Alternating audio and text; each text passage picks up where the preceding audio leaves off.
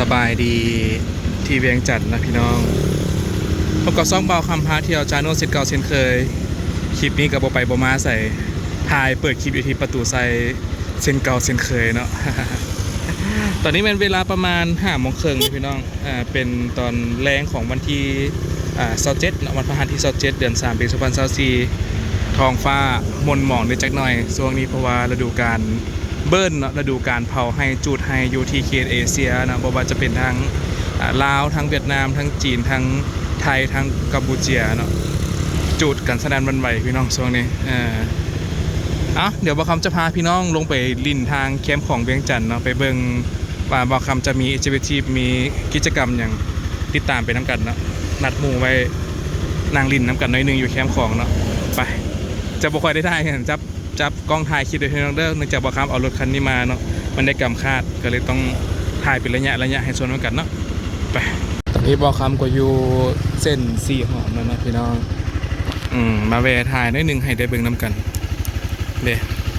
เพิ่นเทไปต้งจบเจือได้นี่นะที27-28นี่เนาะเริ่มเป็นรูปเป็นทางแล้วเด้เนาะรถ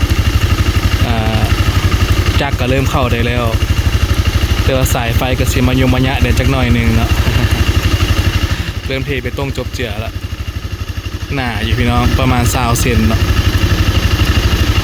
ประมาณ20เซนเทไปต้งเรียบร้อยเนาะสีหอมบ้านเฮาอันนี้ก็หอวัฒนธรรมเนาะเขาเจอหอนะพี่น้อง tradition เขาเจอหอบรรยากาศรู้สึกว่าเริ่มเปลี่ยนแปลงไปเท่าหน่อยเนาะเพื่อนว่าจะสำเร็จในเดือนกรกฎเพิ่นว่าซั่นเด้เบิ่งน้ำกันเนาะถ่ายไปเท่าหน่อยให้ได้เบิ่งน้ำกันประกอบวิดีโอให้ได้รับชม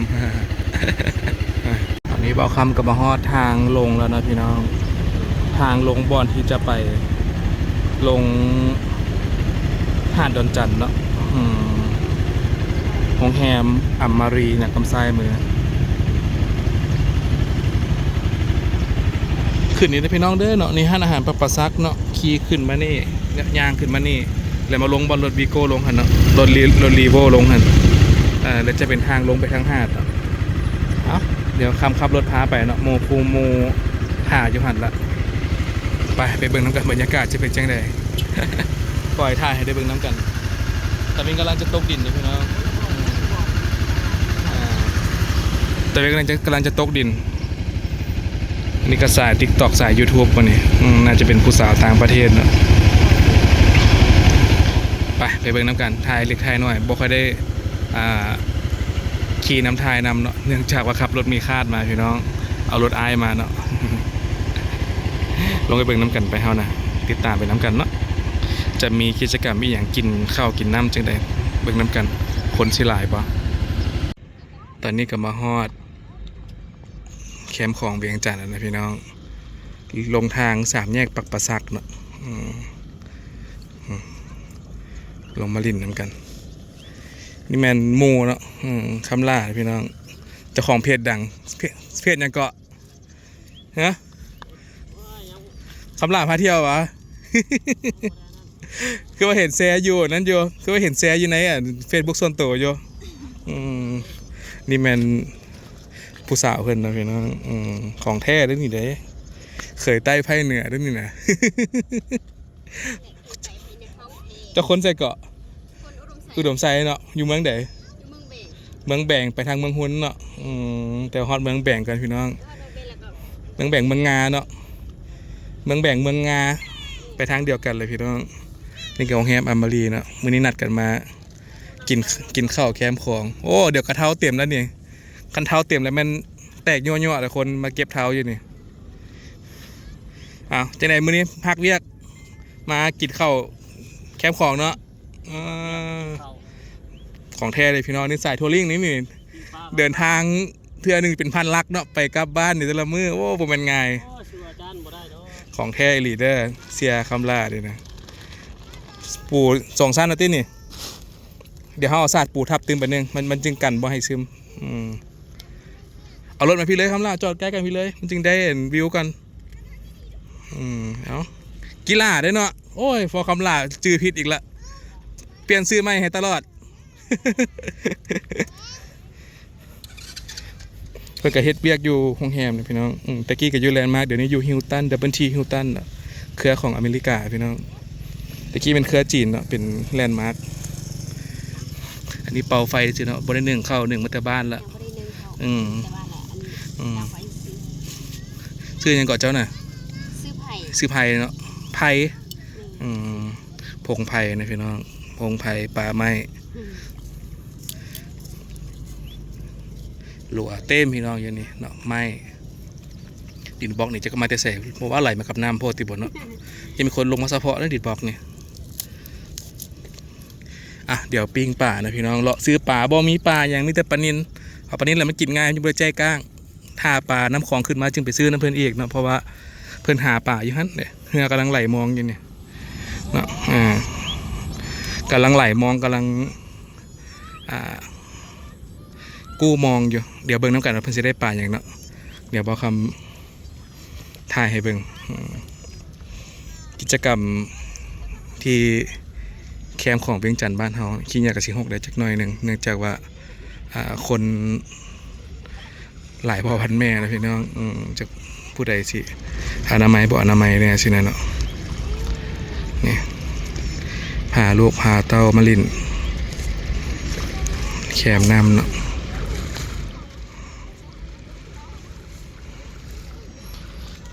เดี๋ยวเอาปลาขึ้นมา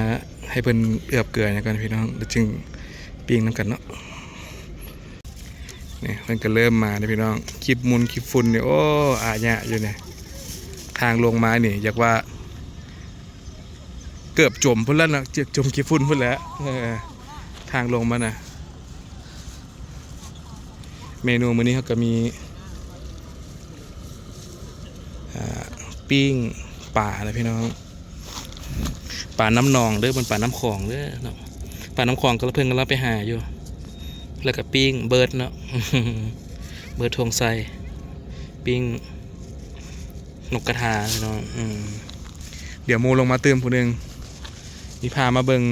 สภาพรวมก่อนเพราะว่าแสงมันสิเบิดละก็เลยฟ้าวถ่ายเนาะนี่ก็เป็นโรงแรมแลนด์มาร์กเนาะโรงแรมแลนด์มาร์กนี่จานกี้เพิ่นแบกฟืนมาจูดอยู่กลางนี่ก่อนอยู่ทางเหนือจูดให้อยู่ทางใต้จูดฟืนเนาะแล้ว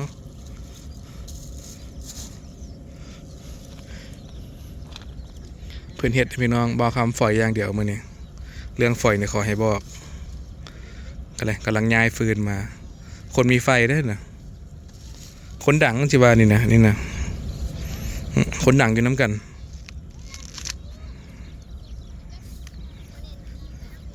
ลืมบอกนะคลิปทานมาเนาะ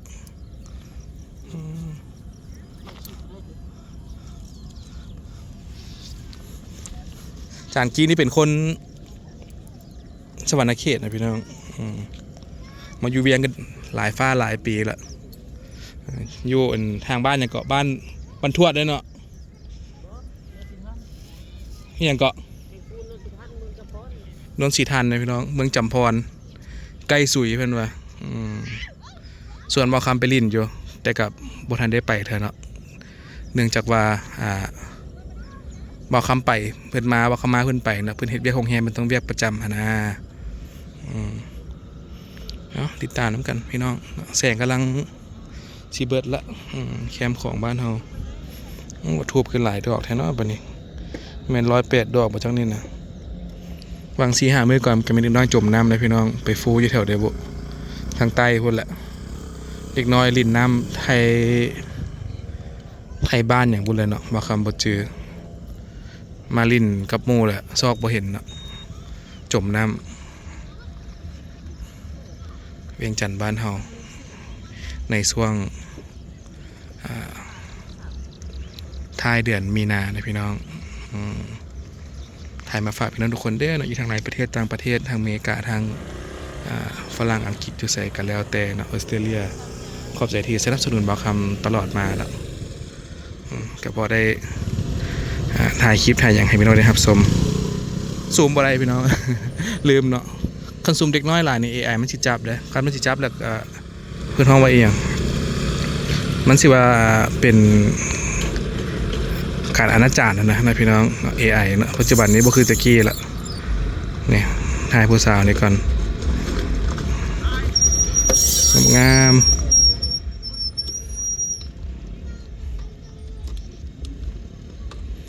คอยทานคนเท่าหน่อยเนาะติดตามน้ำกันคอยถ่ายไปถ่ายเอาเสร็จถ่ายมือพักกันมือนี้ซอดเมียมันยกล้อลิ้นแถวแคมป์ของสินะถ่ายคลิปลงมาเสร็จจริงจังอยู่คนละจะดูผลก่อนส่งผลเขาเราดูนี่จากว่าโอ้เมื่อยแล้วถ่ายคลิปเราดูนี่ฮ้อนนอกตั้งเชื้อลมควันวะเนี่ยเป็นปัสสาวะแล้ววันนี้ลมควันนี่นะ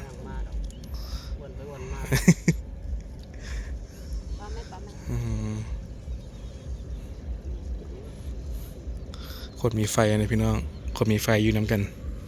เดี๋ยวไปเบิ่งป่าเพื่อนได้ป่าอย่างนี้นะทางเหือแล้วมันเข้าฟังกันไปซอกป่ามาปิ้งอีกป่าน้ำของแท้ๆนะเพราะว่าไปตลาดเมื่อกี้นี่บ่มีนะมีแต่ปลานิลกับปลาดุกกับปลาเข่งก็เลยเลือกเอาปลานิลเอาซะเนี่ยบริใจกลางเนาะ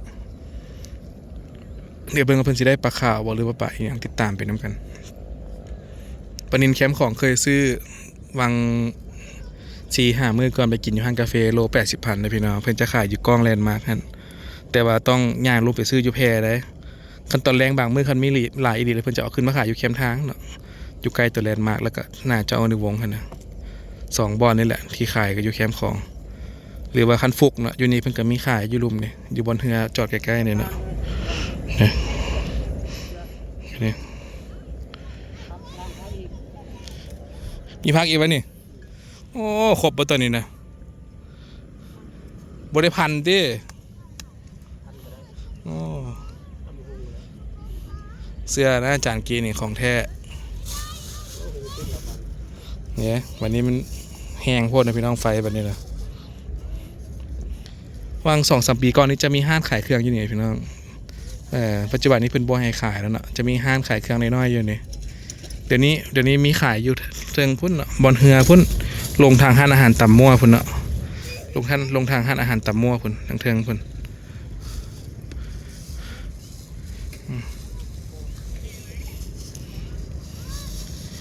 เดี๋ยวเบิ่งเพิ่น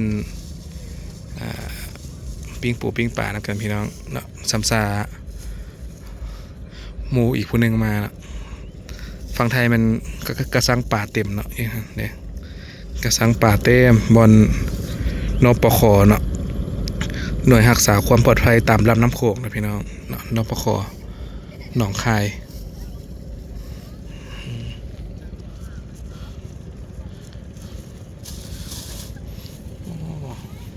ของแท้ดิเนาะไม่ดูมาดังลิ้นนี่นะขึ้นไวแท้ไวว่า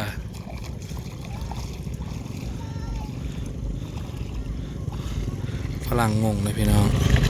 ขี้เหงื่อลายมันวะเอาคำกับโปรเจกต์ชีบรรยายเนาะบางคนเขามากินเขาก็ทิมเลยเนาะบางคนเขาอนามัยคือเขาเนี่ยมากินแล้วเอาเมื่อพร้อมเนาะเอามาได้ต้องเอาเมื่อได้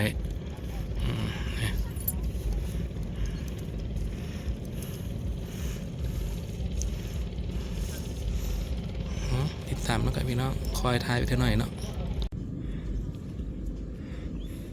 ยังเลยเรียนอะไรขอบเจ็ดเรียนคันบ่มีนี่ก็ได้ใส่อย่างในคือรถทั่วไปคือกันเขาก็ได้ใส่อย่างในรถพีซีรถคิกบางคันมันแม็กบ่ได้เขาก็ได้ใส่อย่างในคือกันเขาคิดว่ามันเป็นย่างแข็งย่างมันกัดใช่ยังเรียนปิ้งนกนะพี่น้องปิ้งเบิร์ดทงไซเซฟจากเมืองแบ่งแขวงอุดมไซเนาะจ้างมาพิเศษเดี๋ยวปิ้งนกแล้วก็ปิ้งปลาแล้วก็ปิ้งหมูพี่น้องเบิร์ดเนี่ยสิปิ้งไม่อย่างนั้นนะเต้นติ๊กต็อกว่าหันผู้สาวหันซูมมึงดูเดี๋ยวไปเต้นนะเพื่อนบาวเกะ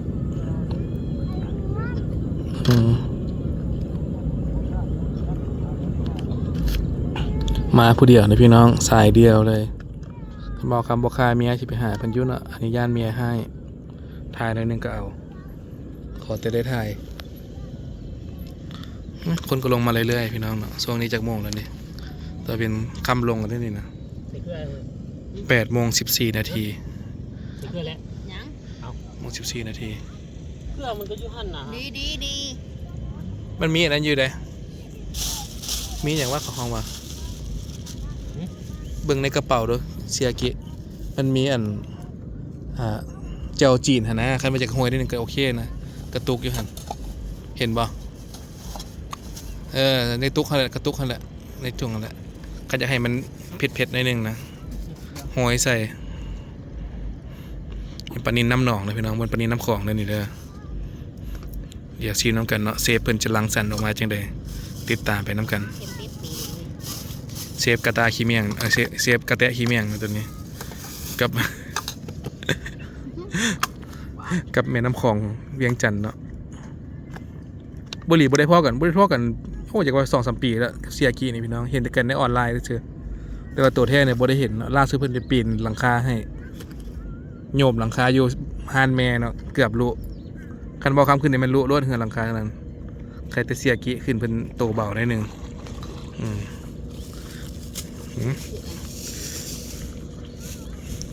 เกลือของแท้บ่น่ะเซฟห้อยเกลือไว้นี่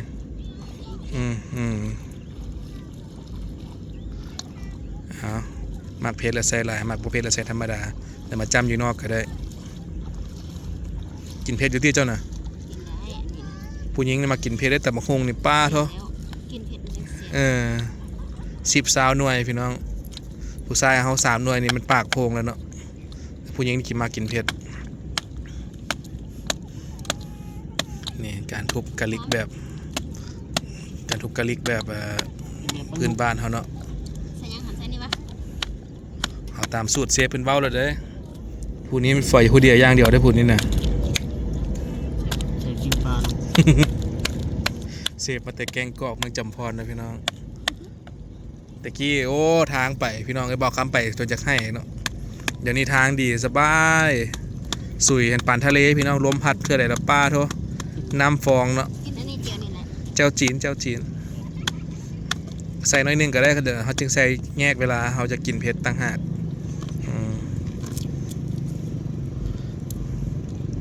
เอาเกลือเลย นี่ก็จูงมาลินนะพี่น้อง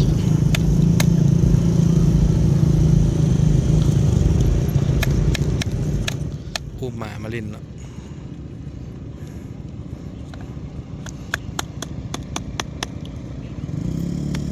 เดี๋ยวครับไปเบิ่งป่ากันเพื่อนได้ป่าอย่างเนี้ยติดตามไปน้ำกันเห็นเพื่อนเข้าฟังแล้วเนาะแล้วแต่ซกแต่หมันได้หาป่าแคมป์ของไหลมองนี่ก็ได้บางเทื่อนี่เบิดมือบ่ได้ป่าจักโตก็มีพี่น้องเลยแล้วแต่ซกแต่หมันไปเบิ่งน้ำกันเนาะติดตามน้ำกันปิ้งป่าขึ้นเต่าแล้วนะพี่น้อง3 โตโลปลายได้1คือว่าเสียงห่านซะแต่เมื่อกี้นี่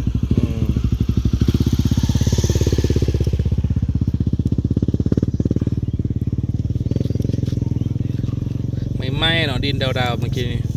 ไปวานแห่อยู่ตลาดน้อยหนึ่งกินนี่บอกคำกันเลย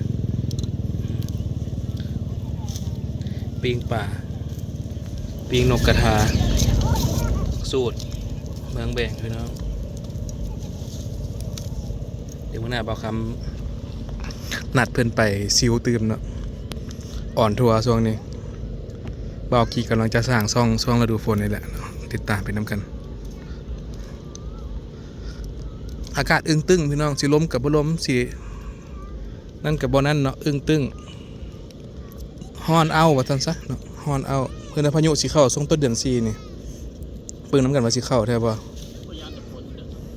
นั่นแหละเพิ่นพายุสิเข้าช่วงต้นเดือน4ก็หมายความว่าปีแม่ลาวนี่อาจจะบ่ฮ้อนปีนี้นะ บ่ว่าสิดังไฟผิงเนาะปีแม่ลาวปีนี้ โอ้นกกำลังบินข้ามพี่น้องเอ้ยนกยางล้วนๆเลยนี่เห็นบ่นี่นกยางนกบริบินข้ามปลายตาได้เนาะนกบินข้ามน้ำของตัวนี้ข้ามทางฝั่งไทยมาฝั่งลาวเนาะสงสัยไปหากินทางฝั่งไทยแล้วกลับมาฝั่งลาว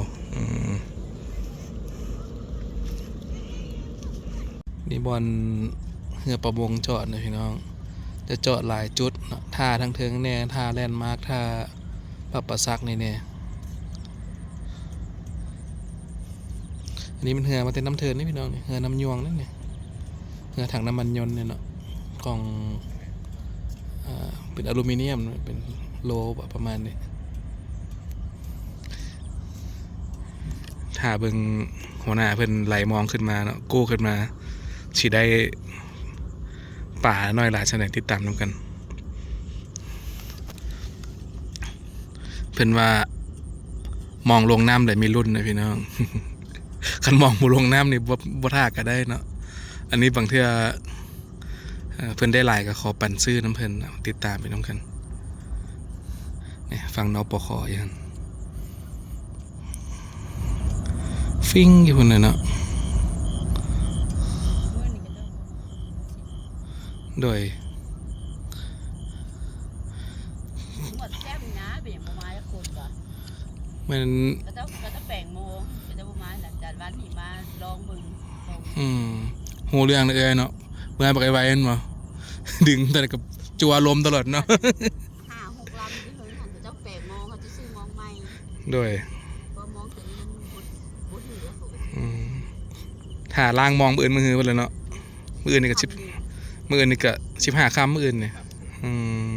แล้วบุญพวิตว่าแต่น้อย โอ้มีบุญพระเวทเลยมาแต่น้อยนี่ เสาร์อาทิตย์ โอ้มีงานสร้างเลยพี่น้องวัดไตนี่เซลซ่าอีกแล้ววันเสาร์วันอาทิตย์นี่นะ บอกกับปุ่นนี่ฝนบัวๆเลยเนาะ เอา เขาว่าแต่ไงแล้ว เบิ่งน้ำกัน เห็นบ่ยามนี้ฤดูกาลนี้หญ้าป่าเราป่าอย่างเกิดเริ่มแห้งแล้วพี่น้องเริ่มแห้งแล้วแห้งว่าขึ้นดีเนาะน้ำท่วมปีนี้แห้งขึ้นดีคักแต่ละปีก็ว่าบ่ปานใดแต่ปีนี้ขึ้น มีแต่แบบน้ำมาเรื่อย ตลอดเนาะไหลมาตลอด ๆปกติเป็นขี้ซ้ายคนมาลุ่มบักหลาย แม่น อยู่เฮิงกับลุงพุ่นบ่จุดจู้ข้างไทยเลย ปกติหาดจะรู้มันเป็นก้อนหินน้อยแล้วแหละซาฮาลงแต่ละปี หอยกับบ่มีขี้มีน้ำเหมือนที่ขึ้นในที่ตลอดเลย โดย เพราะว่าเขามาไหลมองหันยอมใจบักขี้ก็หอย หลายคนเนาะ ติดมองจะไหลไผ่ไม่มองหลายกับเปลี่ยนละโอกเลยโลดเอาไปจ้างคนอื่นใจ หอยเขาว่าหอยยังหอยก็หอยกับกี้ตัวน้อยๆนี่นะหอยอย่างว่าหอยเล็บม้าป่ะเขาว่าแม่นน่ะหอยอย่าง เล่นมาก ที่บุ้มทอดหอยจ้า แต่ละปียามนี้เขากู้ไข่กู้เทาแล้วนะ จะมาส่งเขาตลาด ไทยพุ่นได้มาบ่เป็นไงได้ไทยน้ำซวงอย่างพุ่นได้มาน่ะ อะไรก็จะเอารถขึ้นได้แถวนี้สี่ย่างก็จะเอา เขาเอาเหือไปทางกลางน้ำพุ่นเลยเนาะกวักขึ้นเพิ่นจากเฮาจากเทาจากไข่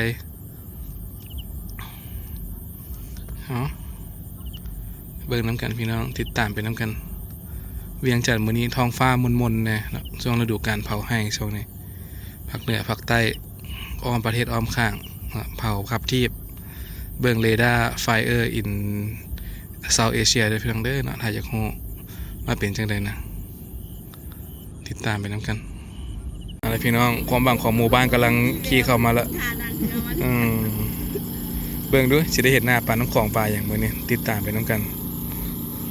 ผู้ซื้อกับคลองท่านะพี่น้องแล้วคือว่าออกนอกฝั่งหลายแทบบนสิเมื่อเลยวันนี้จังได๋พี่ว่า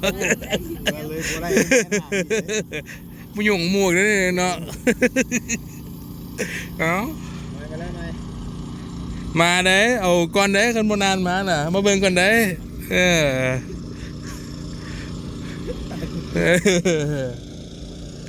สิบ่ได้เอามองลงอีกวะเนาะเมื่อมองไปเฮาน่ะเลาะแคมนี่แหละเฮือเรานักๆนิดนึงอยู่เด้น่าจะหลายตัวอยู่ที่นี่เนาะเอาด่างมาขวดอีกไม่ได้ทำก่อนแล้วเบิ่งคือว่าเฮือนักๆจังซั่นดอกหัวคือว่า1บ่ได้ก็ขวดเอาสินะ เอาหาเบิ่งเนาะพวนโอ้หนักขนาดพี่น้องเหือน่ะบ่ได้บ่ทันได้บอกซะนะบ่ทันได้ถามซะนะพี่น้องเนาะตอบรถ หน่อยเดียวเพิ่นว่า เขากับหน่อยเพิ่นบ่คือกัน เอาขอสัมภาษณ์ได้เป็นยังไงนี่นะ กลับเป็นคนนี้กลับหันแล้วเลยล่ะทำบ่ได้ บ่ได้หันมันบ่ฮอด10โลแล้วเพิ่นว่าบ่ได้ เป็นยังไงเนาะไอ้ทรงอยู่วะ ต้อง10โลขึ้นไปวิธีเดียวเอามองไปหุบจะสร้างแล้วก็เจาะ โอ้มองเพิ่นกับต้นหนึ่งเลยพี่น้องอยู่ในเฮือนี่ก็เลยได้ปลาเปียนน้อยตัวเดียวเพิ่นว่าดูสิไอ้เขาเบิ่งหน้าป่าน้ำของดูตัวเดียวอยู่ในมองคุณตี้โอ้มือนี้ป่าบ่ขึ้นพี่น้องเพิ่นว่ามือนี้ป่าบ่ขึ้นได้ปลาเปียนน้อยตัวเดียวว่าซั่นเด้คือเสียนบุวิทปานินเด้อพี่น้องเฮานี่เนาะ มื้อหน้า ส่วนเมียเมื่อละจบข่าว จานวัน ชื่อป้าก็สั่งมาใส่เหือเอาเด้อ ได้แต่มองพี่น้องได้แค่มอง 4 โตน 4 ตอนพี่น้องเลยหลายร้อยเมตรเลยนี่ก็ยังบ่รอดเนาะเอ้า เกือบจูสไทยแล้วมื้อหน้าอันนี้มื้อวันจันทร์วันคานเท่าไหร่ก็จะมาครบทีม โดยเอาตามระเบียบพี่น้องเลยนางปิ้งสิ้นหมูต่อเขาเนี่ยถือว่าผิดหวังไปจักหน่อย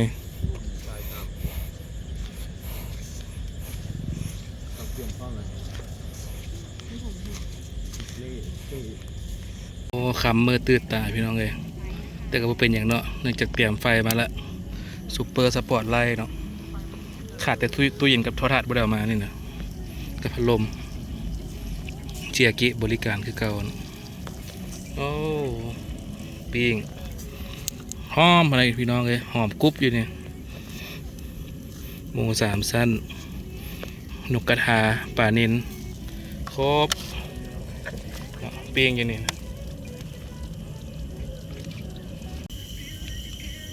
ได้ตรงต่างหาก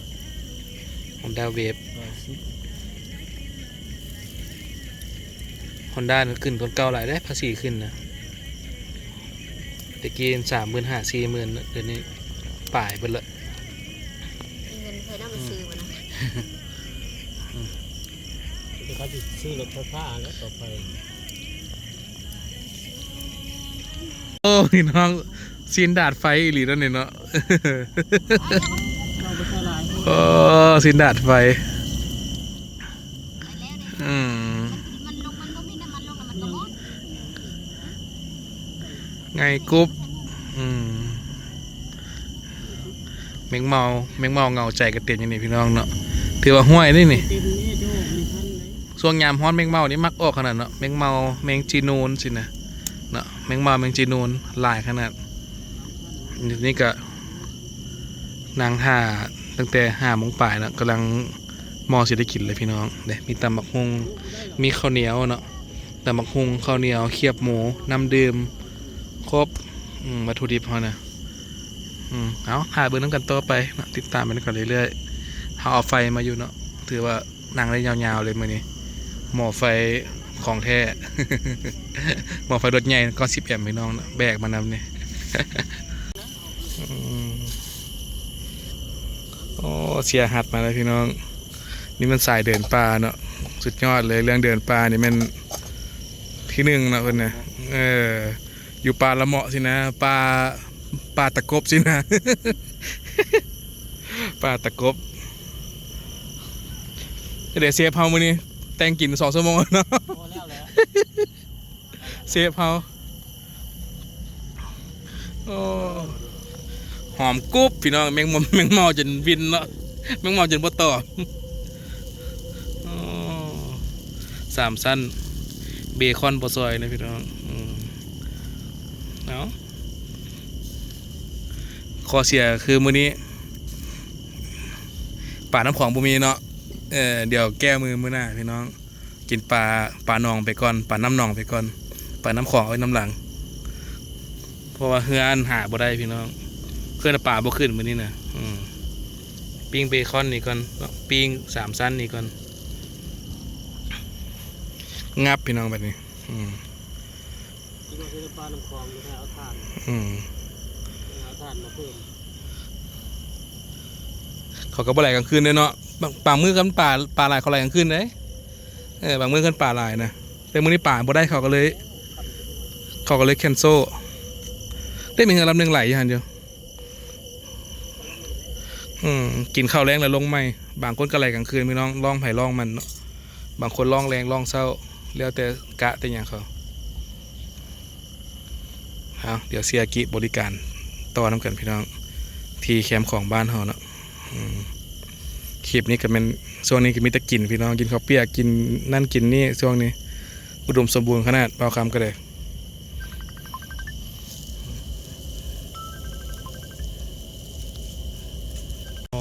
ตามบักฮองขายเครื่องหน่อยนึงแล้วเป็นอย่างพี่น้องยืดถงเดียวก็เก่าเนาะบ่ได้เคยไปใส่มาเลยพี่น้องกินข้าวน้ำกันมานี่ผักสลัดกับ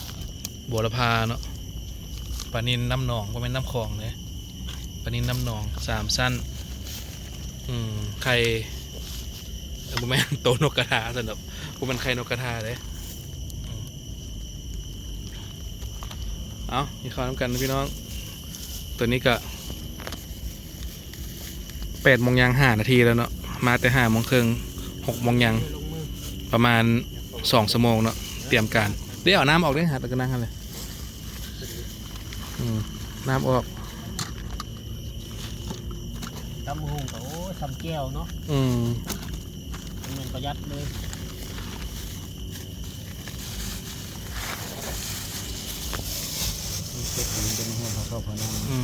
อ้าวสายลมที่บ่หันคุณเซอร์ไพรส์มันเกิดวะนี่ว่าเอาสายบวกที่มันลม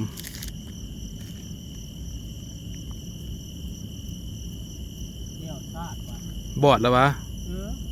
ฮัดเปิ้งเท่าน่ะมัดบ่จังเดี๋ยวมันมัดบ่สายลบพันต้องนะที่สายลบนะสายลบพันนะแปลงสายลบสายบวกพันนะมันเมี่ยง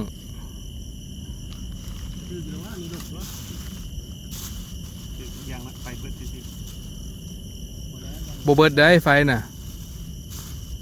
ไฟสากมาเต็มมัน13 โวลต์ป่ายเบิร์ดไฟกับพวกที่บ่คือวันเกิดเสียกิใช่หรอกโอ้สิได้ห้องเพลงแล้วเมื่อกี้นี่ไฟเบิร์ดนี่เป็นไปบ่ได้อยู่แล้วไฟเบิร์ดน่ะเป็นไปบ่ได้พอสากมาจบเจือแล้วคือว่ามีฮัตตีขาคนนี้ของแท้ได้นกกระยางเงินนกกระยางแคมของได้เลย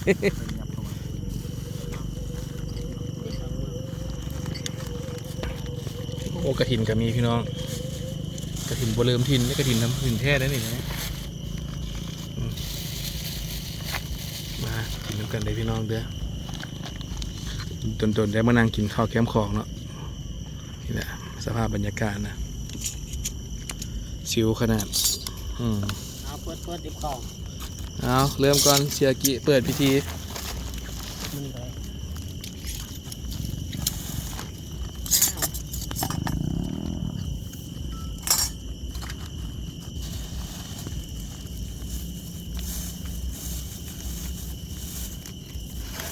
ปีนี้256อย่างวะครับ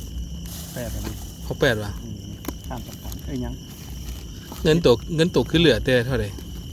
0.5 บาทมันตัดจังไหนบ่เข้าใจบ้าเติมให้บ้างหลายๆสมบัติหรือว่าเป็นน้องเปิดในปลาอะไรมา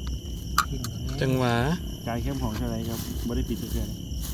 งานแมนอยู่มันตัดเงินเก่าตัวบ่จ๊ะมันตัดย้อนหลังบ่จ๊ะบ่ปิดไปได้นะเนี่ยย้อนเงินคนเหลือ 0.50 สตางค์เติมเข้า100งงน้ำมันไปถึงเบิ่งย้อนหลังไปอย่างดอกกินข้าวก่อนงงน้ำมันอยู่นี่ผู้ใดมาเพชรเหล่าเจลน่าจะเติม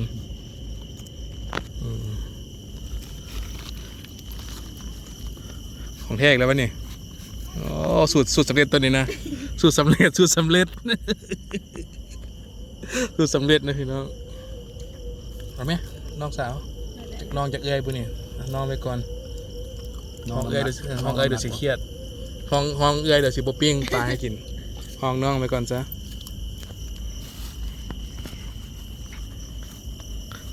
คลิปนี้คือเก่านะพี่น้อง ยันใหม่ บ่เห็นหน้าบ่คำคือเก่าคลิปนี้นะเห็นแต่หน้าผู้ทำรายการเนาะบ๊ายบายกินข้าวกันพี่น้องโชคดีกินข้าวกันปุ๊บนึงมาเด้อพี่น้องมากินข้าวน้ำกันเนาะกินข้าวแซ่บๆอยู่ที่แคมป์ของแวงจันทน์บ้านเฮา